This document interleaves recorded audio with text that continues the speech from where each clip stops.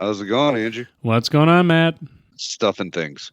Stuff and things. I also got stuff and things going on because I realize I'm 48 hours behind on a couple of birthday cards. I need to get stuffing again.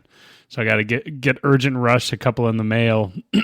So they'll get there around their birthday. I always give it 6 days before the birthday, so it gives me a little bit of breathing room. But I just realized I saw my thing. I was like, what date am I up to? And it was 2 days behind. I was like, oh God, okay, I need to start getting these birthday cards out. So that's my existential crisis of the day.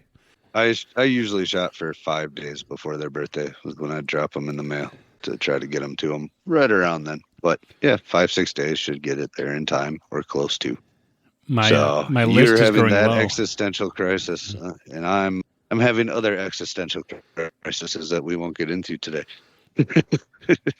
So Matt's in a good mood coming into the podcast, so we need our listeners to send good vibes. I know we're not live, but send them from the past to now. Time's just a circle anyways, man. So just send them into the past. Good vibes for Matt to get him pepped up for a peppy pod.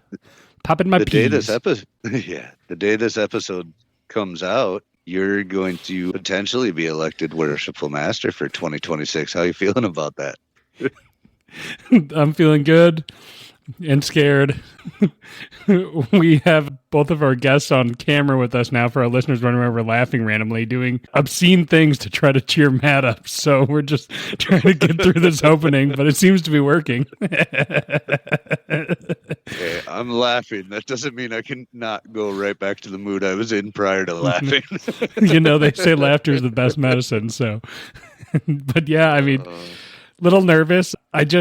For me, I guess, what I'm excited about is just, if elected, finally being like, okay, I can do some of the stuff that I've been waiting to do because it feels weird to do before it's official, right? Like my installation script, you have a copy, but I felt weird because I felt like if somehow I wasn't elected and I sent out my installation being like, hey guys, here's all your stuff, and then 2 weeks later being like, sorry, JK, it'd be awkward. So excited, nervous. Yeah. All the above. Yeah, it's a little awkward, but you have to go into it, confident and just assume it's better to be prepared that it goes the way you think it's going to go, right? Or hope it's going to go, I should say, and have that script out to the necessary people and everything else. And then if it doesn't go that way, then what's the worst? You just go, oh, never mind. You can just delete that script I sent you. So, yeah. I don't know. That one weirded me out, but there was a lot of other stuff as far as getting the calendar out to people and stuff like that I've already started doing. So I've been trying to do some of the stuff that it feels less weird that I need to get done because I'm like, these need to be out here. It all feels weird. I remember feeling similar.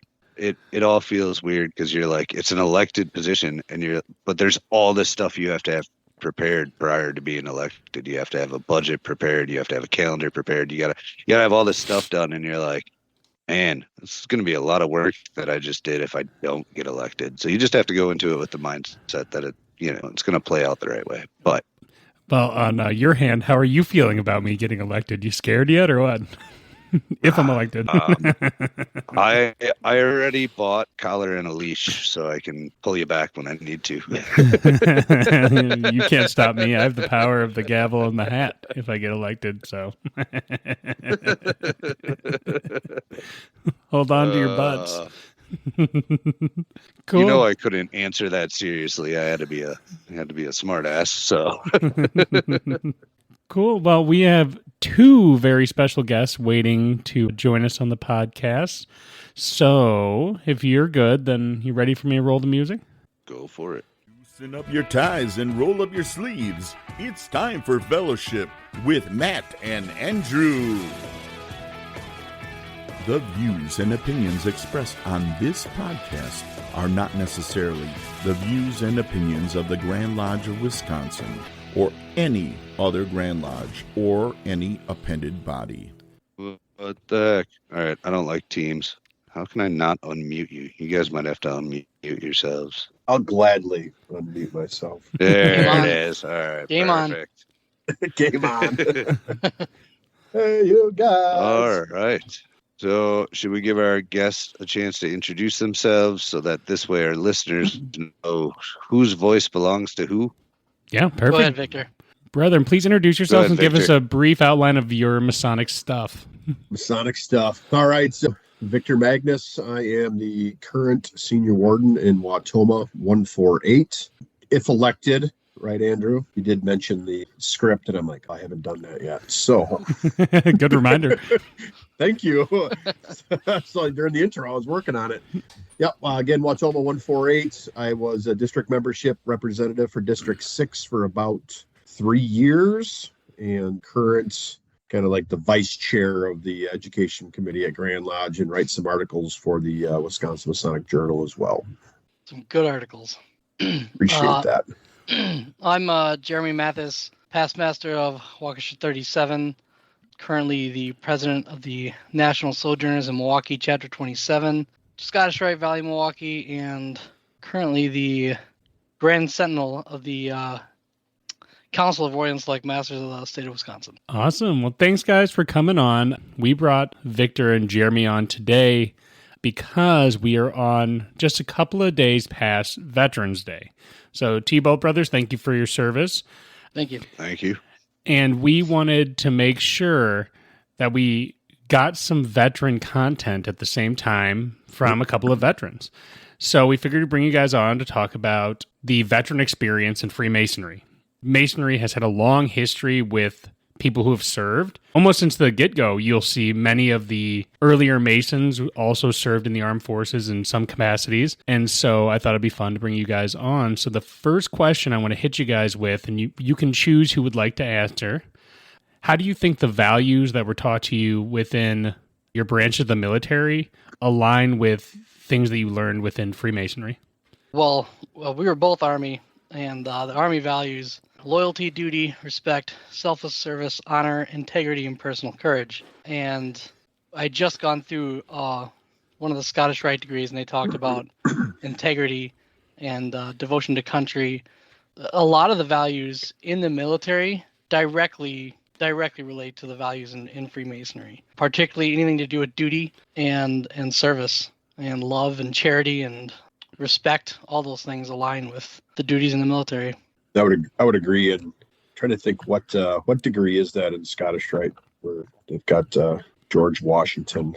I can't quite recall that one, but having just gone through that a couple weekends ago, that was inspiring there, the Valley of Madison, to see that one done and to be able to relate to it from a veteran's perspective, but also at the same time from a Freemason perspective. So that was a unique thing that I hadn't really thought about until you kind of mentioned that, Jeremy. And I think that would be something to talk to some of the guys that I was there with, non-veterans, to get their point of view. Yeah, I think you're talking about the 20th degree, I believe, is Washington. It did have Lafayette in it. Yes. Lafayette and visiting brethren and stuff like that in a lodge meeting. Yeah. And old Benedict Arnold comes in. Yeah, that's a really good degree. And it's very neat. It's a very neat insight to Masonry was very, very much the same back then. Almost exactly the same. It's pretty cool. It's a really nice tie into what we do. Yeah, that's a good degree. I haven't seen that one in a while. Now you reminded me of it. Yeah. So with that, I've always found it interesting thinking about the list of values that you gave, Jeremy, and the history of Freemasonry within the U.S. I'm always curious if there was some sort of tie, because when you look at a lot of the people who were setting up the various branches of the military, there were definitely Masons rolling around in those bunches too. And it always makes me curious. So the first general of the Continental Army is, of course, George Washington. And everybody knows about that. But in the Sojourners, we teach everybody else also. So the Marine Corps, Captain Samuel Nicholas is the first to start the Marine Corps. Samuel Nicholas went to the bar and raised a bunch of Marines. And that was, it's been the greatest fighting force on the continent, on the planet ever since. And then John Paul Jones, I think, is the founder of the Navy, also a Mason, who also was there. Joseph Warren was the Grand Master of Massachusetts when he died at Bunker Hill. And he's the only Grand Master to ever be killed in combat. That's crazy. And that was, our very first, that was at our creation of this country. It was, day one, really. So Yeah, it's a deep history. There's a gazillion names. That's the founding of the country. I mean, every branch was founded by a Mason. General Washington, all of his officers were Masons. Several, I don't know how many signers of all the documents were Masons, something like 19 or something like that. Yeah, it was like 1/3 or something like that, or maybe I think, I don't know, like a third of the signers of the Constitution are Freemasons. Yeah. I guess you can see why the conspiracy nut jobs are like, wait, what the heck's going on here? But it's interesting. Well, I mean, yeah, go ahead, man. How many of you guys have had an opportunity to see Robert Johnson's Masonic pub crawl series? I don't know if you guys have seen that. No. During our District 6 education event a few weeks ago, he had traveled up from Illinois and did that presentation, and I've been wanting to see it. And it starts out in Tun Tavern, obviously the birthplace of the Marines. Some will argue the birthplace of Masonry in the United States. And then it travels from Tun Tavern to, what's the one over in Massachusetts? The Green Dragon. Yeah. Green Dragon, and then like Grapevine or something like that. Grapes and Bunches is another one. So those 3 taverns you kind of travel through in this speaking engagement. And he is a member of Massachusetts, brother of Massachusetts, and he continued to request getting historical minutes from, I want to say it was St. John's Lodge number 1 in Massachusetts, which met at the Green Dragon. And he specifically was trying to get the minutes leading up to the Tea Party and then thereafter. And eventually he was able to get a copy and confirm that it would be very, very, very likely that brethren had planned in that lodge based on the minutes and how they read the Boston Tea Party. And then the night of said event, there was very few in attendance, so they closed the lodge early. So it was really interesting, the conspiracy nut jobs, Paul Revere and all these sort of guys and characters that were involved in it, to learn that, Paul Revere was removed from the fraternity for a while and then let back in. And I mean, it was unique to hear about the founding fathers, the number of men serving in the military, the Continental Congress, all that kind of stuff at the conception, and standing firmly for what they believed on equal and fair treatment of their fellow human. I mean, that's what Masons stand for. We want that on the level. We want people to be treated equal, fairly, and you see that from the birthplace of America. And my opinion would be that those Masonic values were kind of embedded into that. To me that might make sense in the way that so many veterans who come back from or are currently serving are drawn to the craft, and I wouldn't be surprised if it's because so much of their stuff is so intertwined within its philosophies that it kind of feels like a nice transition. What do you guys think? Why do you think so many veterans join Freemasonry? Well, there's so many avenues when you leave the military for different organizations. The list is probably endless. And in the military, there is, done correctly, a lot of focus on development, be it through your schools, be it through an NCO, your non-commissioned officer development program, your NCODP, which is supposed to be, minimum monthly type training events focused on things. So there's constant self-development, and that was always something that I truly enjoyed. And when I was preparing to transition to retirement, I said, well, I need something bigger than myself. And I need something that's going to continue to provide service to my community, go from the large scale on the national level to the small scale, because I could bring those skills learned and honed in my military service back to my community in a way to give back. And as I kind of looked around at the different organizations, Freemasonry spoke to me because I was in a fraternity in college that was an absolute blessing, just focused on leadership and so much self-development. And I said, I could really go for having some brothers again. I know that I'm gonna miss my brother in arms. They're they they say they provide purpose and direction, and they're involved in the community, and that's kind of what drew me personally back to Freemasonry. And it's obviously I'm still here because I found it, and it's been wonderful. See, I didn't know that's what I was looking for, but I'm glad I found it. My military service was short. I did one active tour, and that was it. I might have done more, but they sent me to upstate New York, and that was enough for me. Thought Wisconsin winters were bad. Oh, New York is so much worse. We did the 3.5 years active. I did the year in Iraq, came back. Most of us within a month were like, either send us back to Iraq or send us home. I didn't enjoy Fort Drum very much. So when I came back to Wisconsin, I was also looking for, usually when people get out, they're looking for, the brotherhood is the main thing. We want that back. Yeah, the camaraderie. But I didn't know I was looking for the leadership, the growth, the development until I found it. I was looking for Freemasonry, and I didn't know why. I was looking for the secrets. I wanted to figure it out. I wanted to know what's true, what's not.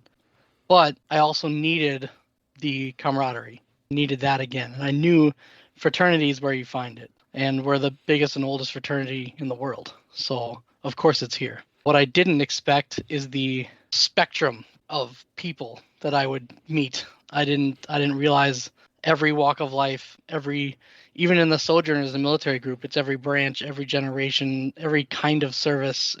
You have people that, served 1 year, 2 years, 35 years in all different branches, different jobs from different walks of life originally. And Masonry brought us all together, and it teaches us all these values again. And it goes, hey, remember those values that you had in service? You need to put those to use again in your community. And yeah, it's been great. And I think if veterans may not know that that's what they're looking for, but they are. And when they come to Masonry, they find it. It's funny because you went looking for the secrets and you found them. Friendship, morality, and brotherly love. I absolutely did. Yeah. Those were the secrets you were expecting. Nope. Wasn't the buckets Dan of Brown. gold, Dan right? Brown. Well, what I found was a much better treasure than what I was looking for. That's for sure. So what's always interested in me as well is, so there's a variety of veteran-friendly organizations or veteran organizations out there. Many brothers who are veterans are also members of other more military-specific organizations. What do you think how does Freemason differ from the other big military organizations? Though Masonry is not a military organization, it's an organization with current and former members of the military in it. The reason that I personally have not chosen to become involved with some type of military organization is because it was 21 years of that culture. And I loved it, don't get me wrong, but it's also a measuring contest, right? So you go to some of these groups or these organizations, and some of these people, it's the one-uppers, and I don't need that in my life. I don't. And the veterans that I've met in Masonry are some of the most well-spoken men. Their ability to listen, their ability to comprehend, and then lead quietly. And it just, I see those men and I'm like, I want to be that when I grow up. Sure, I'm in my 40s, but I look at some of these guys in their 60s and 70s, and yeah, sure, some of these guys were sergeant majors, or they might have been a platoon sergeant. They had great leadership when they were in the military, but just how they carry themselves every day, everywhere in public, and it's awe-inspiring. And I was never the quiet leader. I was always the outspoken leader. I was the one that stood and let people know when they were right, when they were wrong. I just never was quiet. And those quiet leaders, they always intrigued me, but I never had an opportunity to spend time with them like I do in Masonry. So that I get to search for that intrigue now and go, man, how can I harness some of that and bring that into my home, right? As a quiet leader around my children, where I've have better demeanor and I can have restraint for my anger and some of those things that, veterans face with the mental health crisis. And I mean, I'm not shy to say I've spent 2.5 years in counseling to help fight those outbursts. And that's helped. And Freemasonry has helped because I've had men who are role models, not only veterans, because men who are not veterans as well are role models, but these men who are veterans who have served, who have controlled it. And I want to attain that because it's an impressive character trait that these men have. And that's one thing that I am go curious. For a minute. Oh, sorry. I'm curious to touch on that for a minute. And I'm having some lag issues. So if you said something in there that I missed, don't rehash it when I ask this. But do you think the quiet leadership characteristics were something those men always had, something that they figured out in the military, something they figured out in Freemasonry, or a combination of all of it? I would say a combination, because the position and a lot of times their duty position that these men have been in would have probably required them to be a bit more outspoken. So I think Freemasonry has sharpened them. That idea of iron sharpens iron, and it's polished them because they've been working on that stone. They've been working on that ashlar. They've got skills and things that they brought from service, and then they're grabbing these skills and these working tools, I think, in Freemasonry. It's a wonderful thing to see. Yeah, Freemasonry definitely polishes it up. It's, it's things that you learn through Freemasonry, and silence and circumspection. Those truly Masonic virtues. That's something that, I've been working on. And like you said, to become more of a quiet thinker before you speak, and before working on, I don't have to react right now. I can think about this and I can react later. I don't have to send this email. Maybe I can. Maybe at 1:10 a.m. you can send it. Right. It's knowing that you don't have to react right now. You don't have to answer immediately. If you don't have to, you don't have to. You can think on it. And learning that, I think, has been one of my greatest things with Freemasonry. After service, I look back on a lot of things. And I'm like, man, if I would have had just taken, even if you have that 3 seconds to close your mouth, take a second, and then say something, it may have prevented, a whole lot of why did I say that? And then you got to deal with it later. Did you say this to that person? Yeah, yep, I said it like that. And I probably shouldn't have. I meant what I said, but not the way I said it. Freemasonry has really taught me to be able to slow down, and silence and circumspection. Man, those are big words for sure. In today's day and age, I think that's a very important skill for people to develop. We have this constant contact world now where anybody can get a hold of you at any time. Text messages, emails, phone calls, they're all coming to something in your pocket, right? And we all do get to feeling like everything requires an immediate response, and it doesn't. You can leave that text message unread for a couple of hours, right? Yeah, and I've learned to do the same thing on the other end. When I, if anybody's listening that texts me, all the time, or I text them at random times in the night or day, just know that you don't have to respond to me right away. You're welcome to take a second, think about it. I don't mind, even just a message. Hey, I got to think on this and get back to you. 100%, do that, because the conversation and the outcome is going to be better. If I had known that 20 years ago, if I had known that as a teenager, how important silence and circumspection is, I'd be further than I am right now. Without a doubt, so yeah, it's important. What I always think is interesting, and Jeremy, you were talking about the broad spectrum of people Masonry brings together.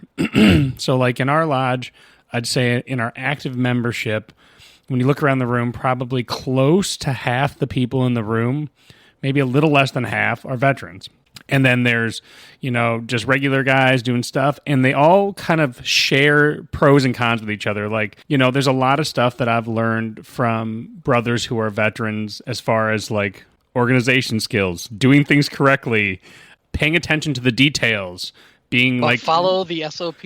Yeah, that we can do. 100%. And then I think some of the other skills that come from, just the various, different types of people who put in ends up creating this cool like melting pot where you're borrowing all these experiences that you didn't have to experience yourself because they learned the lesson and they can mentor you and you can take the good stuff and you share something with them and then with you, and it just goes around and it creates this like really, we always ask like, how does Masonry make good men better?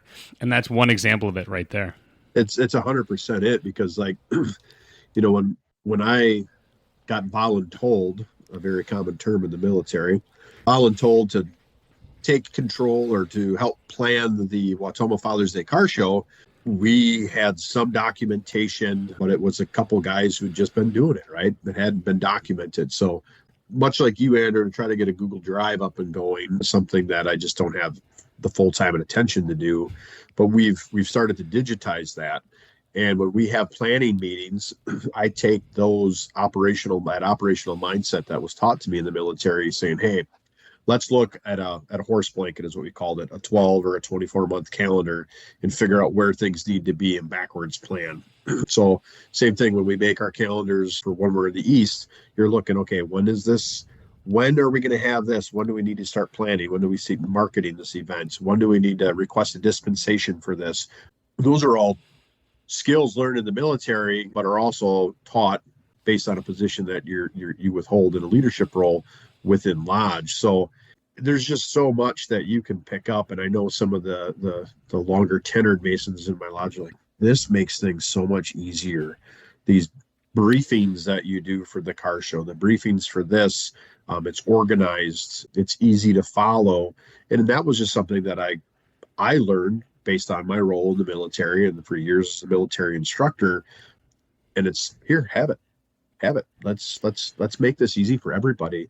So we're not wasting time in Lodge discussing these things when we need to be there practicing either ritual or working on whatever it might be on education, not trying to do these committee meetings that should have been held outside of Lodge. Yeah, I noticed Masons, we really like to reinvent the wheel. I stole so much stuff when I was in the Army, and I use it all the time now. All the time. I got folders. We reinvent the wheel, and it just doesn't make any sense. A lot of times you'll see a veteran come into the Lodge and see that there's no SOP for something, and they'll go, I have an idea. We're going to create an SOP, and we're going to pass it down, right? Everybody's going to have this SOP going forward, and if you keep it simple, it can be passed down. You no longer have to reinvent the wheel. Your stewards don't have to reinvent the wheel every year, reorganize the kitchen. Now the kitchen drawers are labeled. Everything has a place. We had unlabeled kitchen drawers for so long. Every year, swear to God, the stewards would spend hours reorganizing the things in the kitchen. And I'm like, man, you guys could have learned the Master Mason picture lecture by now. So that's a really good idea. I like that, because I go into our kitchen and I'm like, what drawer was that in? Because we don't have labels on it. It saves so much time because everything has a place. Yeah. 6 years already. And I didn't even do it. I was like, this would be a good idea. And then it took another Army veteran, Tim Murkowski, to actually finally do it. But, things like that, SOPs, labels, just things that you pass down to make it easier for the next guy. Military is going to bring that in. Your veterans are typically going to bring that in because we are taught you need to know the next job, because if the next job goes down, you have to be able to do it. And so the person in that top job should be making it so that the next person can walk right into the job. You should be, if you're a junior warding, you should be learning the senior warden job at that time, because you were preparing always the year before, right? I didn't feel prepared in the most at all leading into what would have been this year, would have been my year in the East. I just felt unprepared, and I had work obligations that needed my attention and focus. And I'm glad I waited because of what I was able to do with my business. But I also had an additional year to step back and figure more things out about the craft that I just wasn't aware of, and begin to plan. And I actually learned that chair a lot more because I was not prepared and to do that quickly. So the Lodge will be better for it too. That's, some people are like, oh, well, some people might think, well, that person should have just taken that chair and just ran with it. And it's like, in the end, the lodge is going to be silence and circumspection. Again, just look, let it take a second, step back, let it develop as it cook. like God's plan. Just, follow God's plan.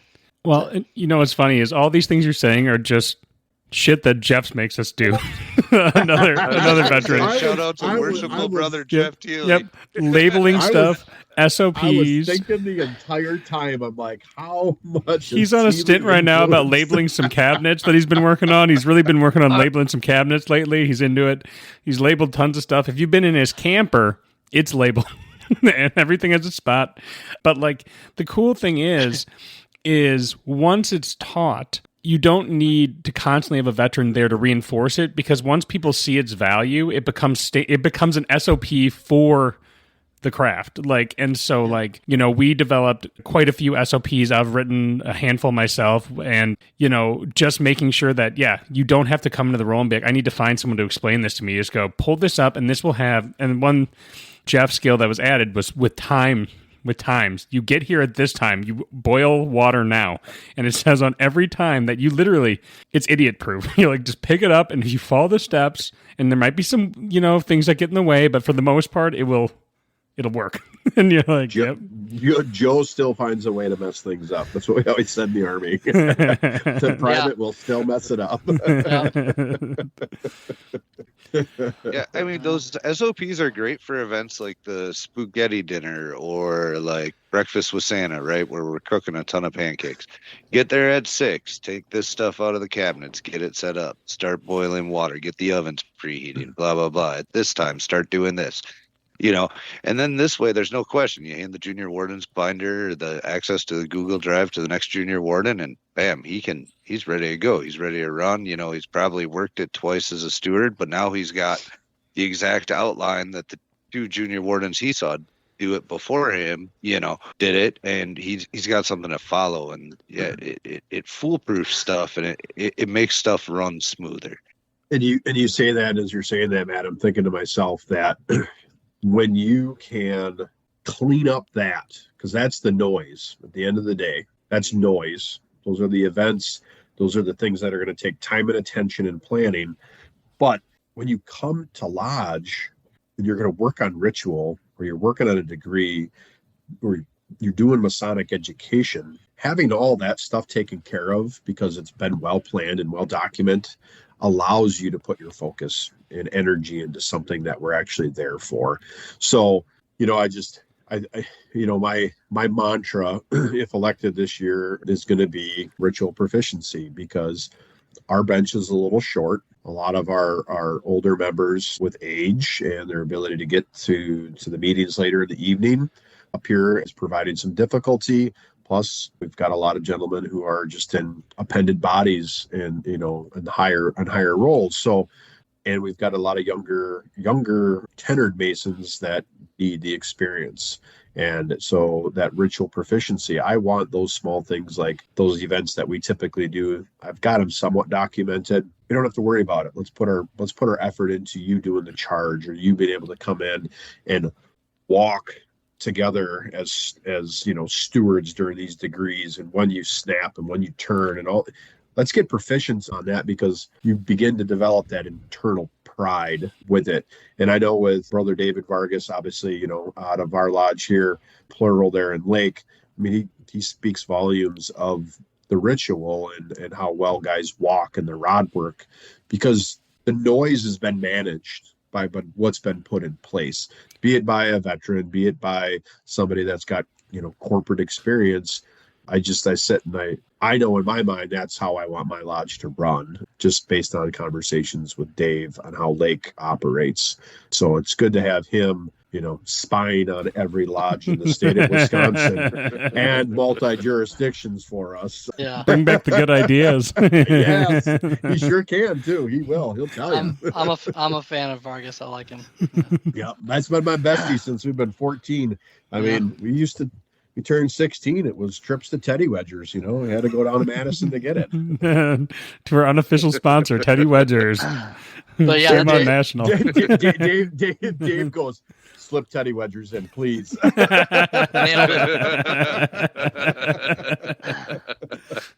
Of course. That's why we joined the Valley of Madison, sponsored by Teddy Wedger. So. But I just think those things are, once you can clean that up, and be it from a veteran, be it from whomever, you can start to focus your time, energy, and commitments into that lodge and create the culture that you want. I mean, and the primary thing that a lodge exists for is ritual. That is correct. That's what the fraternity is for. Yep.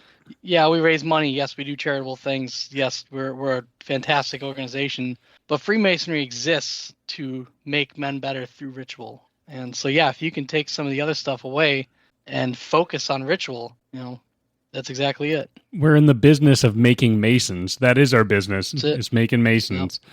It's a primary goal. What is something about the military you guys wish more Masons understood? Well, it's not all glory. It's not all, you see the movies you see on TV, and this is military, and this is, it's fun, and there's some glory, there's some fun, there's comedy, but there's some reality that I don't think a lot of people quite understand. And Victor had mentioned mental health issues earlier, and it's a big thing with us. I know I saw something, maybe on Facebook, maybe on, I can't remember, but with Masons and men are so much more likely to commit suicide. Well, the veteran population of men is 4 times that. And it's a real problem. So there's some darkness there. We find some pretty dark holes to crawl into, and it's a moral injury. So when a veteran comes knocking on the door, and they're not quite what you envision one of your pillars of the community being, but they've got it, right? They've got the stuff, and they're there for the right reasons, and they can do it. Don't blackball them. Don't fill a black cube just because you don't agree with some of the things that they may have learned in their experience, because those things can be unlearned. And I'm an example of that. I was the roughest asshole to walk into that room, I'm pretty sure. I almost got denied. But I'm so glad that they let me in, and they gave me all these tools and these lessons, because now I can redeem myself. Now I have a place. I belong here, and now I can make the craft better.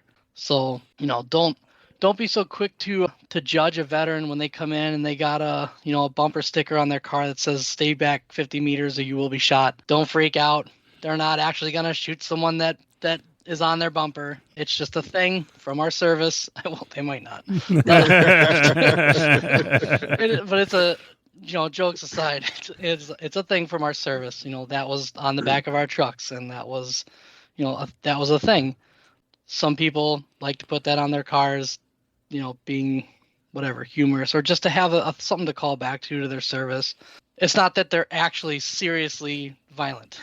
Don't judge them by the bumper sticker. Now, if they are actually seriously violent and they are going to be a serious threat to the fraternity or whatever, guard the West Gate. Not every man can be a Mason. Well, and I think what you hit on, Jeremy, is something that for my DMR role that I had seen some lodges do very well and some do very poorly is guarding that West Gate, right? So, again, Victor's opinion, and that, in Wautoma, if we don't know you and you express interest, we'd like to see you at a minimum 6 times to a dinner or some type of event, and we'd ask you to volunteer. It gives an opportunity for, the many brothers to interact with that individual. And it makes sure that individual can feel the culture out too, because maybe, up here it's a little different. Our lodges are spread out, down in Milwaukee, you've got, maybe, or even Madison, you've got 3 or 4 lodges that might meet in the same building. So, but giving an individual a chance, be it a veteran or not, by having them come multiple times and truly get to know them. Don't just get excited because you got a mouth breather standing at the door and you're going to hand them a petition, right? Take your time and get to know that individual, because they could be one of your greatest assets, and you may turn that individual away. And as we know, as it was brought up, I think it was last year at Grand Lodge by Worshipful Brother Jacob, that there's almost an epidemic of male loneliness, right? And we experienced that in the veteran community of loneliness, that I can say, having gone on that recent honor flight out to New York with Missions of Honor, that loneliness is real. And having now an outlet to 66 or 65 other veterans that went in and experienced that with me, I've got a small grasp back to the military that I can relate to, because these folks were willing to commit themselves to an event like that, and give a person a chance, take that time. But obviously, like you said, not every man should be a Mason, and that's the reality of it. True. I want to touch on that for a second, because you talked about a lot of really good things in there, and it is harder in rural communities where lodges are more spread out. But I like to think of a new potential petitioner coming into the lodge kind of like a early dating, right? You're both trying to feel each other out.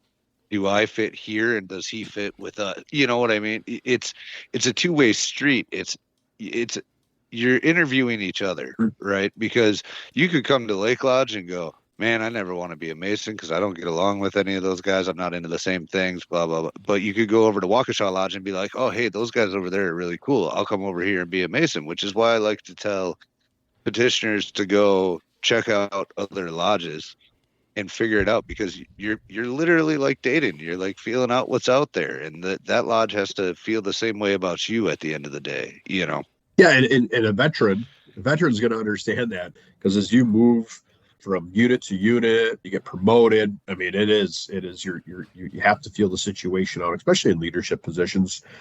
Yeah, do you every unit. Do you come in? Do you make changes? There's a culture, and sometimes those guys don't fit in, and you feel bad, and you can see those individuals are outcast, and they're just doing their time because they have to, because that's what they made that agreement with. But if you can get them to somewhere else where they're more comfortable, you can see those people flourish. And I think that's that same mentality, like you said, Matt.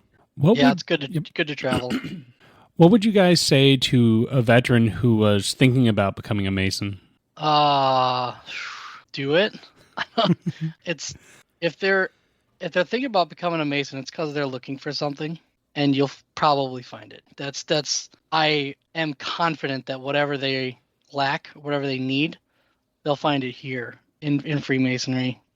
With full confidence, I can say just pull the trigger. And again, if you don't fit in with one lodge, don't petition the lodge. Maybe ask if there's other lodges in the area, and be polite about it. Don't be a jerk. Be very nice, but ask, hey, are there any other lodges? If you don't fit with that lodge, and then try another one, and you might fit with that one, and you'll have a better experience. Because, like they said, the every lodge, I like to call it a flavor. Every lodge has its own kind of flavor and different, unique spin to things. So if you don't like one lodge, you might like another, and it might be a better fit. Well, let alone that the appendant bodies. It's like there's certain appendant bodies that have that. Commandery, right? They've got the uniforms, they've got a little drill and ceremony, for guys that are looking for those sort of things that they miss. That might be a great avenue for them. If you want to wear shiny things, I have shiny things, right? Haven't gone down that route, but it's there's probably something, even if Blue Lodge may not necessarily be it for you, but at least it's your base. It's a foundation that is going to prepare these men or reinvigorate them, because they are looking for something, and they've probably got the character traits, they've got the skills. They just need it reawakened, and more than likely. Yeah, the appendant bodies are actually they're pretty Mason thick. They're pretty thick with veteran Masons, because they go and find, Scottish Rite's a great example. In the consistory, they have tons of patriotic degrees, like the Washington, they got a Franklin degree. There's a lot of patriotism. There's the four chaplains. There's so many great degrees there. And in York Rite, after chapter council finishes the story, but then commandery brings the Christian aspect. So for Christian Freemasons, there's more of a militant Knight Templar setting to that, and that's a whole nother mind-blowing experience. Plus, if you like marching and wearing shiny things, there's a never-ending stuff for you to do there. There's swords in Knights Templar, so if you want to play with a sword again, usually only the Tyler gets to play with one.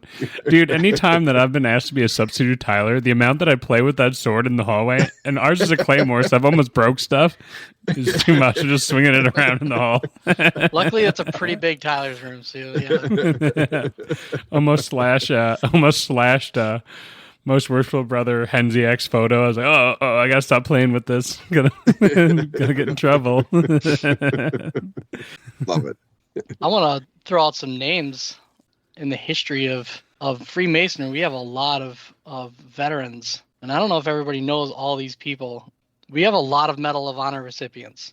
I don't know if everybody knew this, but so Sammy Davis Jr., 33rd degree, who has an award named after him in the Scottish Rite for all Scottish Rite veterans. He was Vietnam. He's received a lot of different medals for the Scottish Rite too. World War I pilot Eddie Rickenbacker was a Freemason, 33rd degree. The father and son MacArthurs. So both Arthur MacArthur from Wisconsin, a Civil War Medal of Honor recipient, and brother Douglas MacArthur was the Supreme Commander of the Allied Forces in World War II, also a Medal of Honor recipient. I think there's one other father-son team that's out there. Lewis Millett. A lot of people don't know about Lewis Millett, but he got a Medal of Honor for leading a bayonet charge in Korea, I think it was. He's led several successful bayonet charges, which is when you're bayonet charging, that's your last effort. And he's led more than one. The whites of the ice. Let's go to spears instead of guns. Yeah. Bayonets. So Millett served in World War II, Korean War, and Vietnam. And he was a Mason. Brother Leonard Wood, who Fort Leonard Wood is named after, was a Mason. Theodore Roosevelt. Joe Jackson, also Masons, also received the Medal of Honor. Carl Sutter, Medal of Honor, Silver Star, 3 Purple Hearts, World War II and Korean War. Frank Baldwin, Medal of Honor twice, one of only 19 men to do that. Illustrious brother James Doolittle, 33rd degrees, the Doolittle Raid. Yep, Medal of Honor and a brother. He was awarded his Medal of Honor by illustrious brother Franklin D. Roosevelt, 33rd degree, when he was president. And who else is there? Leonard Lommel, D-Day hero, 2nd Ranger Battalion. Also we know Nathaniel Allen rescued the regimental colors from capture at the Battle of Gettysburg. Jonathan Wainwright. Audie Murphy. Probably, I don't know if everyone knows this. I knew this, but he's probably one of the most famous World War II veterans, also a Freemason. And the most decorated Army veteran still to this day, I believe, that ever lived. And I visited his grave in Arlington, and what's so cool about it, it's not a big one. It's not a big deal. Every grave around him is exactly the same. You wouldn't recognize it unless you walked out to it and read it. This is Audie Murphy, the most decorated war hero of all time, and a famous movie star who died way too young. He was a Freemason. His list of awards is insane. But again, Audie Murphy came back, and he had issues. He was known to sleep with a pistol under his pillow. He was, known to have some issues from time to time with not silence and circumspection. But if we had never let him into the fraternity, he would have never learned to, get better. Audie Murphy may have never been a Freemason. One fact, you talked about the father-son duel. Which one's World War II? MacArthur. Allied. Yeah, MacArthur. Yep. So MacArthur's typist, resident of Westfield, Wisconsin. I just found that out a few days ago. You've been sitting on that fact, waiting for someone to bring up the MacArthurs for only 2 days. Finally, yeah. I know. You said it. I'm like, that's right. Yes, I have a random piece of knowledge to throw He's like in here. Jeopardy smart. He came back to us. He had an opportunity to be the gentleman had an opportunity to take a direct commission. He turned it down because he wanted to come back to the farm. Yep, found that out. That was interesting. That's pretty cool. So while we're doing hard hitter questions, I got another hard hitter question. Do you think Freemasonry is doing enough for its veterans? And if not, how can they improve? I don't know that it needs to focus on its veterans. It needs I think Freemasonry just continue to focus on the craft, promote education, continue to spread the cement of brotherly love. And with that will not only help veterans, but it'll help everyone in that lodge and everyone in the organization. I don't think the idea, of thank you for your service. There's certain things that veterans, we just almost don't want to be singled out. And personally, I don't think there needs to be anything different when it comes to that, because we're all on the level. Yeah. the best thing that Freemasonry can do for veterans is continue being Freemasonry. That's number one, because it already does so much for us. Those of us that find Freemasonry, it gives us this opportunity to continue to advance and grow and knock off some of these rough edges that we've developed over the years. Freemasonry does so much for veterans already, so just keep being Freemasonry. Welcome veterans, but you don't really have to treat them any different. I mean, if you want to pay for my dues, I'm not going to stop you. but as free meal once a year. Come on now. Right? Yeah. Like, give me my breakfast at AC. That'd be just fine. That's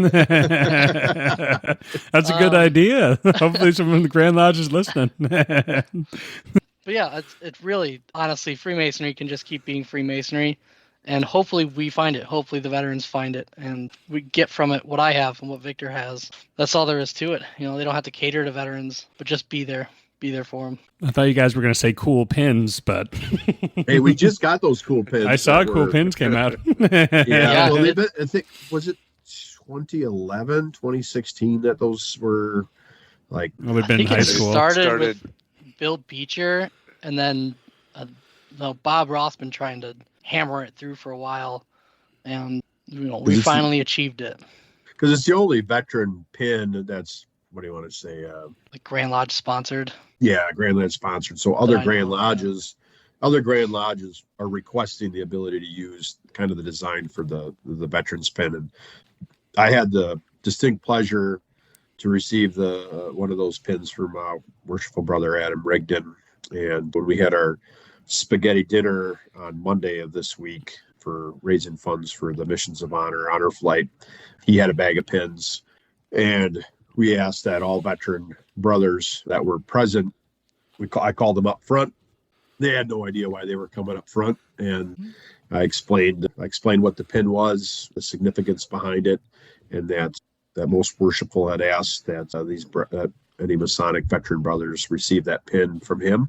So I was able to go through and hand those pins to those brethren, and they were very moved by something, of that nature. And our post event, we don't have the same sponsors you guys have down there at Lake Lodge, but we go to Doggers Bowling Alley here in Wautoma, and we're usually the best dressed in the bowling alley post meeting. That still has shade carpeting on the walls. I love that place. My favorite place to go to out there. And so we were in there. Of course, we're not in suits this week, but we were talking about the pins. There's a bunch of us veteran brothers that had gone out to have a couple beers, celebrate the Marine Corps birthday with one of the brothers that was, he's a Marine Corps vet. And we were kind of joking about the lapel extender for all the different, kind of like one of those Cuban generals with all their ribbons down their sides. Yeah. We're like, man, you market that to veterans. Veterans will put that on there and get their fruit salad. They'll have all that shiny things. Yeah, shiny things. Ooh, something shiny. Yeah, piece of candy. Sure. So I know I'm not asking the questions here, but Victor, you talked about that very unique honor flight that you went on. I don't know if we have time to touch on that, guys. Yeah, we have all the time you want. Send it. So what I can say is the Missions of Honor. It is freedom to liberty, and it is the only current, we'll say, honor flight for global war on terror veterans in the entire United States, and it's out of Northeast Wisconsin. They modeled it after Old Glory honor flight. There is some very exciting things that are going to be happening with the program to try to expand, but it is focused on mental health. It's a retreat for healing. And of course, got my Masonic hat, or I had a Masonic, what do you want to say, a shirt the one day at one of our mandatory fun days. We had 2 mandatory meet and greets before we went, and I'm wearing it going, God, there's got to be a brother or somebody. I'd be like, oh, you're a Mason? So don't meet anybody. Pretty disappointed about it. I'm digging around on the Grand Lodge, New York, and I'm finding on that night I know I'm going to have a little bit of extra time, because you're out there for 3.5 days. I'm like, oh, Thursday night? For sure I got time. Friday night? Questionable. I found I could have went to Master Masons. I could have had fellow. I could have went to EAD. Every degree I could have chose that was going on in the Grand Lodge of New York. And I'm like, oh, but I have to have a battle buddy because in the military you can't go alone anywhere. And you get a bunch of dummies from Wisconsin that don't know what a big city is. You know, we say hi to everybody. That's the last thing we need to be doing, you know, from being from the Midwest. Yeah. And or it's so the you gotta traffic. No, you go. No, you go. Yeah, you go. Yeah, you're not sitting in getting out there. Manhattan for weeks. Hey, I'm walking here, you know. So it was just like I was so disappointed.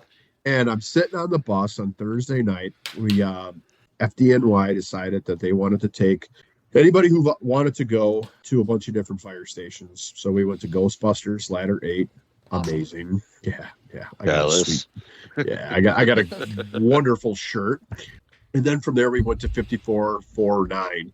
So that particular fire station is the fire station that on 9/11 they lost everybody that was on duty that day. It's the only fire station in New York to have that happen. And they've got their memorials, you know, and firefighters and police officers. There's that same mentality as a lot of military, you know, the camaraderie, the inappropriate dark humor and all the things. Yeah, and a lot so, of them are former military too. Well, that was the thing. So here we are in this fire station, and they're used to being told, hey, people are coming in and you're doing these things. They don't really know why. So we got done some little intro. We got talking to these guys and come to find out there's like 9 of these guys who were active duty and now are still either in the Reserve or National Guard. And they all had been Global War on Terror veterans. And then I got talking to them, they're like, oh, man, I wish we would have known that this was about, this is special, right? So on the way to 5449, a gentleman behind me, he says, I'm going to forget his name, and I know he listens, so he can be mad at me. I think it's Jeff. He says to the bus driver, you know how far the Grand Lodge of New York is from where we're going to be? And I'm like, what did he just say? He goes, how far is the Grand Lodge from here? And the guy goes, I don't know what you're talking about. And I'm like, we're 3 blocks away. And he goes, and he just kind of ignores me. And he's like, I turn around and I show him my hat. I said, we're 3 blocks from the fire station. Are you a traveling man? And he goes, Victor. And I'm like, yeah. He's like, no, Victor Magnus. He's like, you're in Wautoma, right? And I'm like, oh, God. I'm like, front row. Yeah, well, did we talk? He's like, I've been to Wautoma Lodge. I'm like, hold on. He's like, I'm a brother. He came up with Silas Shepard. Wow. And he was in Wautoma, met me there. And he's like, I love your articles. So I'm like, hold on a second. Yes, there's a degree happening, multiple degrees happening tonight. And of course, you always want to plan when you travel. And, you know, I didn't have a suit for Friday night or anything because I'm like, I don't have a brother to go with. And so here, I got a knucklehead brother right behind me who never noticed my hat, who never noticed the square. But knew your name first and last. But knew me when I turned around and I showed him my hat, and immediately it clicked for him. And because he's like, I thought I recognized you. I'm like, you still didn't say something. So 66 veterans, and I've got one brother on the flight, and it was just it changed the dynamic of being a fellow veteran to an entire different level. Like he and I, just the glances we gave one another, handshakes, you know, lingering hugs, like you name it. Like it changed the entire dynamic between the two of us. Like we're already brethren in arms, but now here we are. Brother. It's like we're brother, right? Brother, right? And it was amazing. And funny story, because Andrew likes to talk about, you know, poo, and I'll share this one. So I DoorDash, which I think that might have been the second time in my life I've ever DoorDashed something. I had to re-download the app from Seattle when I was out there. And I'm like, I'm going to need some energy drinks. And I don't want to walk 5 blocks to 7-Eleven. So I DoorDash a bunch of Ghost energy drinks. And I'm super excited about it. And I go down and I get them, and I have one with breakfast, and the caffeine kicks in. And I'm like, I got to go to the bathroom. So I hustle. I grab my bag of extra energy drinks. I get in the elevator, you know, got to swipe your card, and I push the button, go up. I get there, I'm swiping at the door, and it's not letting me in. And I'm like, oh, I don't have the time for this. Set the bag down. I'm like, I'm going to trust people in New York. I'm setting this down outside my room. Go downstairs. I have them rekey my card. I go down and I come back up, and they're gone. And I'm like, I really, like, Midwest nice, you dummy. Like, you knew better, Victor. You even questioned it, right? I'm like, this is ridiculous. Well, about 11 o'clock that day, brother walks up and he goes, hey, I had a bag of Ghost energy drinks with your name on it in front of my room. And I went, I go, hold on. He's like, yeah. He goes, come out, and I see this bag and it says Victor M on it. You're the only Victor M I know. I'm like, what floor are you on? He's like, floor 9. I'm like, what room are you? Well, I'm on floor 6 in the same number. Same. I just happened to go 3 extra floors up and nearly, had an accident because I pushed the wrong button in the elevator in haste. So you didn't even have the wrong key. You were just on the wrong floor. I was on the wrong floor. That's the pea brain. Is that the wrong door? Wrong door. Hey, but a brother brought my energy drinks back.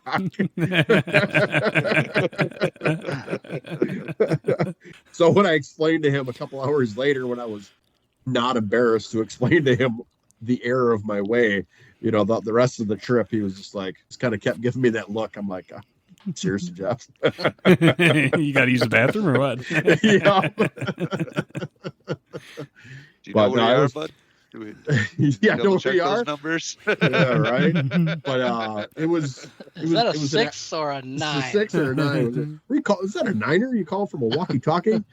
So it was an amazing trip, and it was profound. It was impactful, and I can tell you, having that hat on, the number of fellow veterans that had asked the question, what is Freemasonry? What is that square and compass?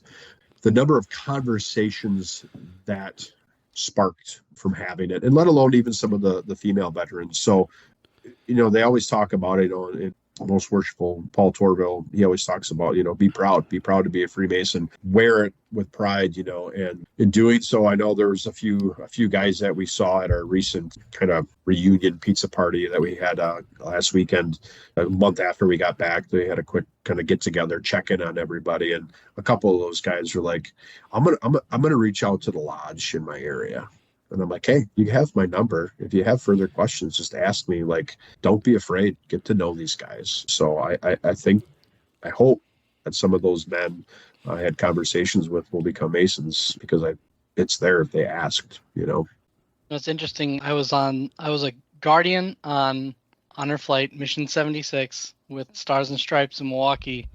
And Nick Karlinski was my veteran, also a brother, Vietnam vet, a LERP guy in Vietnam. Really, really great guy. We were at the airport. We got our breakfast, and we sat down in the terminal to eat our breakfast. And I look up, and I was like, I recognize that brother from Royal Arch chapter. It was Helmut Gode-Johann from our Royal Arch, sitting right across from me with his son, who's a Mason in Houston, who was going on this honor flight with him. And I was like, wow, what are the odds, right? So we were 4 Masons on the honor flight that had no idea, that we were on it. And get on our bus, same bus. We're on the same bus the whole day. We spent the whole day together. It was cool to share some of the Mason pictures and stuff in DC. So yeah, that was interesting. Masons are everywhere. They are. It was pretty neat too that we had Worshipful Brother Adam Rigdon on Flight 75, Old Glory, back during the EAA, and his father, Vietnam vet, finally filled out the application, was selected to go. Adam was proud as could be to go with his father on it. Yep.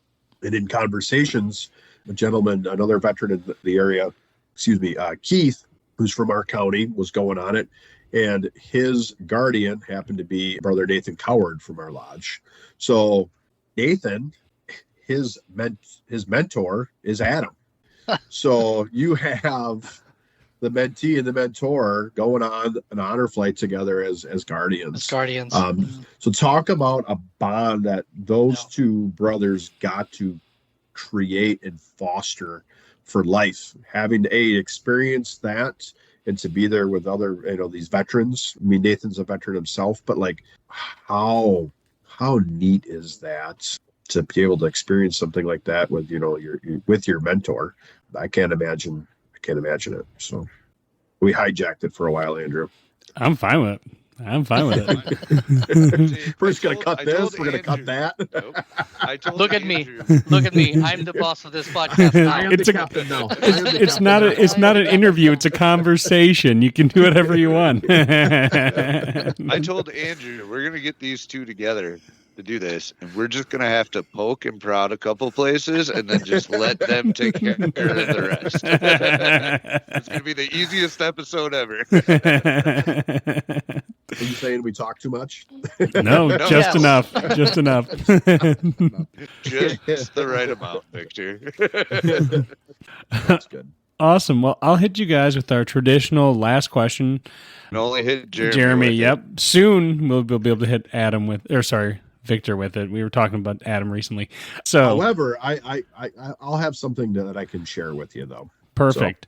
So Jeremy, as a past master, what would be some advice you would give to an potentially incoming worshipful master, which might be me, potentially? What advice would you give about ascending to the east? I would give you when you can, the silence and circumspection answer. And you won't always have the time. Sometimes you will have to have an immediate answer. And so I know you'd asked me that question before, and I think like a little bit of flexibility was one of the answers. Mm-hmm. Be ready to be flexible. Because even in the military, there's a saying, the plan goes out the window as soon as that first bullet flies. All of a sudden, your execution is all over the place. It's just going to be chaos. Sometimes that's going to happen. It's not going to be that bad, but you'll notice you'll have a plan. Something will throw it off kilter. There's always a little something that goes wrong. Be ready to adjust to that. And then when someone has something for you that you need to take a second to answer, go ahead, take that second to answer, because the lodge will be better for it. Awesome. Thank you. I think those are both great advice. Victor, you had something you wanted to tack in as well? Yeah, just from having listened to all of the episodes and all the answers that have been given, and it's just been phenomenal advice. And what I was going to add is what Jeremy had mentioned was, we call it a PACE plan.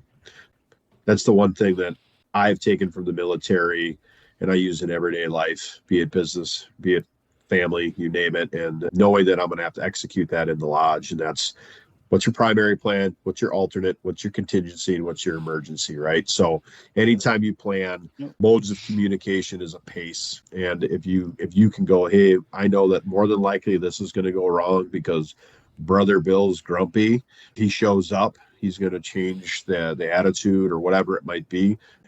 In your mind, have that alternate plan of how things are going to work, but communicate it as well to the gentleman, either the other officers of the lodge or those running the event, that hey, if this is what we run into, we need to have a contingency, and this is what I would like to see executed if it happens. So particularly your senior warden, because he is your pillar of strength, and that he will be there to back you up. So yeah, that's really good advice.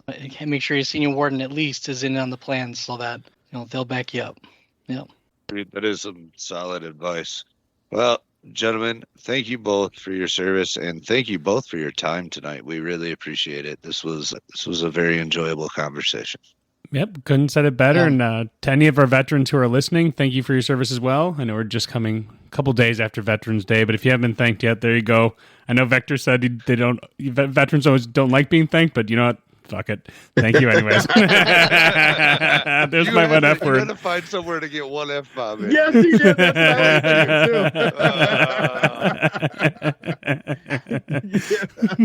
Dude, we just had two military guys on for a hour. lengthy amount of time, and we managed to make it all the way through without any swearing.